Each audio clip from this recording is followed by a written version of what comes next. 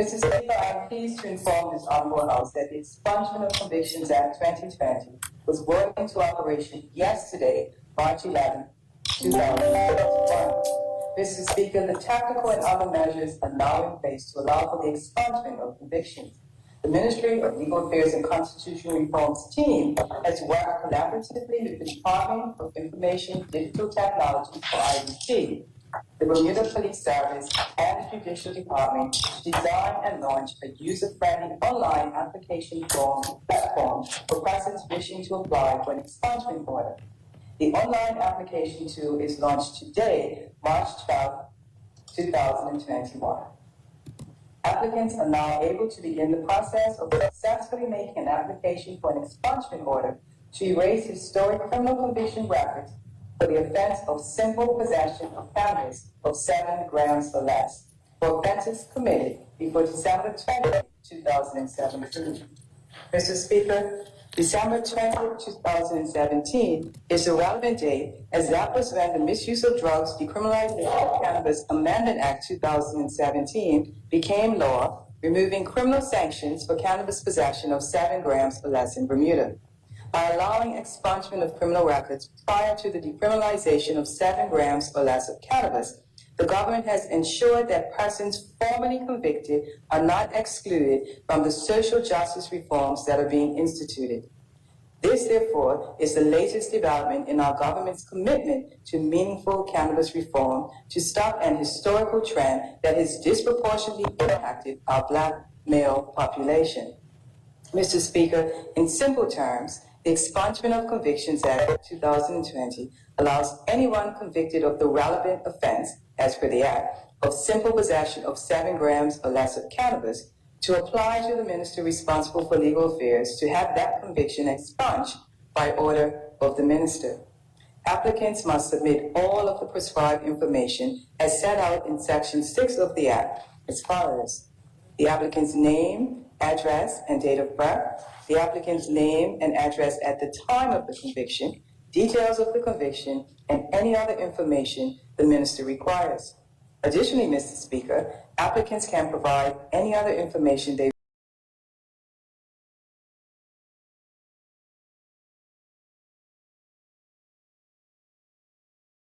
as determined by the minister to apply posthumously to exonerate family members or loved ones who had passed away before the Act came into effect.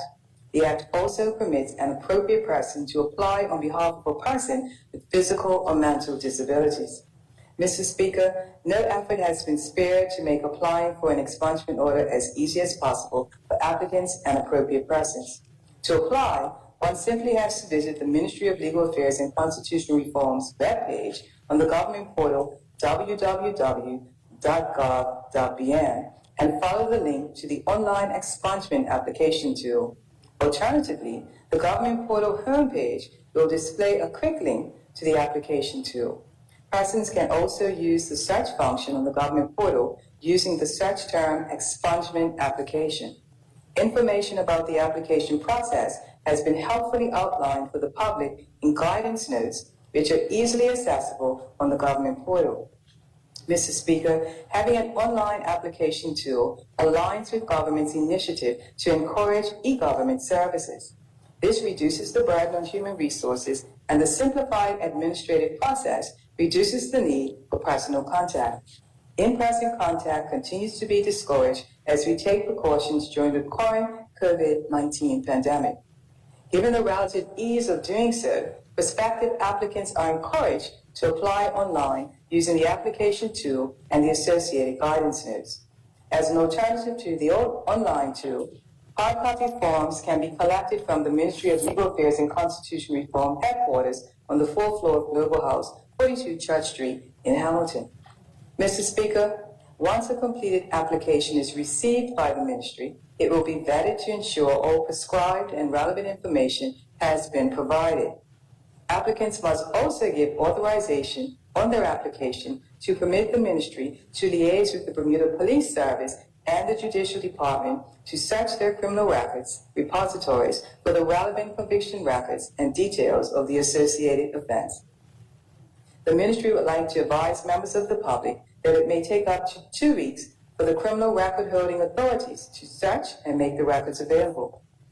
The delay is attributable to challenges with accessing historic criminal records that are not digitalized and may have been contaminated, archived, destroyed, or are otherwise not sufficiently detailed to classify the amount of cannabis associated with a particular conviction. Let me also clarify, Mr. Speaker, that criminal records kept by these entities for simple possession of cannabis offenses were not compiled with the purpose of future expungement in mind. Previously, there would not have necessarily been a need for an official criminal record to specifically annotate the offense related to 7 grams or less of cannabis. Therefore, some forensic review of the records is required, which is laborious and may add additional time to the process. Therefore, we ask that the public remain patient with that process. The Bermuda Police Service and the Judicial Department have undertaken to support the process by continued collaboration with respect to the retention and retrieval of accurate criminal records and for the system-wide expungement of records subject to an expungement order. Mr. Speaker, I am particularly grateful for this undertaking and the respective commitment by the Bermuda Police Service and the Judicial Department to allocate institutional resources to ensure the success of the expungement process. Mr. Speaker, once all of the pertinent information is received, the Ministry's technical officers will review the completed application form and relevant documents, any supplemental information received from the applicant, and the criminal records information supplied by the Bermuda Police Service and the Judicial Department. This review allows the Ministry's officers to make a recommendation to the Minister on whether to grant or refuse an expungement order according to the terms of the Act. When an expungement order is granted by the Minister, the person to whom the order relates will be treated as not having committed the offense, been charged with or prosecuted for the offense, been convicted of the offense, or been sentenced for the offense. The effect of this process is that the relevant offense is completely erased for all material purposes under Bermuda law. Mr. Speaker, the Expungement of Convictions Act 2020 prescribes severe criminal penalties for persons who make unauthorized disclosures of expunged convictions and for persons who obtain such information fraudulently. Mr. Speaker, should the Minister refuse to make an expungement order, the applicant will be notified of the refusal in writing within 7 days of the Minister's decision. A person aggrieved by the Minister's decision not to make an expungement order will then have 21 days to appeal to the Supreme Court. Mr. Speaker, having outlined the procedure for applying for an expungement order, I now wish to again clarify for this Honorable House and the listening public the information that was shared with regard to the Expungement of Convictions Act 2020 during the months of July and August 2020. In particular, one of the pressing questions that continues to arise is whether expungement of a prior cannabis conviction record will remove a person from the U.S. immigration's stop list. This question cannot be answered definitively, as U.S. immigration policy is entirely of its own making and operates independently of other countries' laws. Canadians, for example, are faced with a similar challenge to Bermuda. The government of Canada has similar issues in that the United States continues to refuse to accept some Canadians for entry into the U.S. even after they have received pardons for prior convictions. The government of Bermuda continues discussions with the U.S. Consul General to address the difficulties faced by Bermudians who find themselves denied entry into the U.S., particularly when their travel is for educational purposes, national sports representation, and critical access to medical treatment. Mr. Speaker, there is some optimism that with the relatively recent trend of decriminalization across the U.S. and potential for federal law changes to cannabis restrictions in the United States, expungement offers the best opportunity for overcoming the stop list hurdle in the future.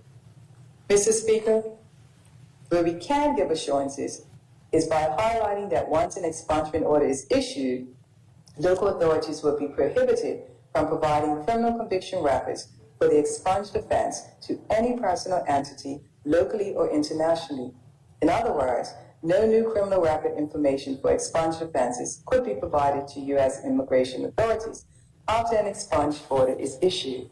Mr. Speaker, I cannot emphasize enough the government's commitment to the underlying policy reasons for granting expungement orders aimed at erasing and minimizing the legacy effects of discriminatory, racialized, and unjust criminal sanctions, which continue to hamper those formerly convicted persons from gaining equal treatment in the areas of employment, housing, and other legal ramifications.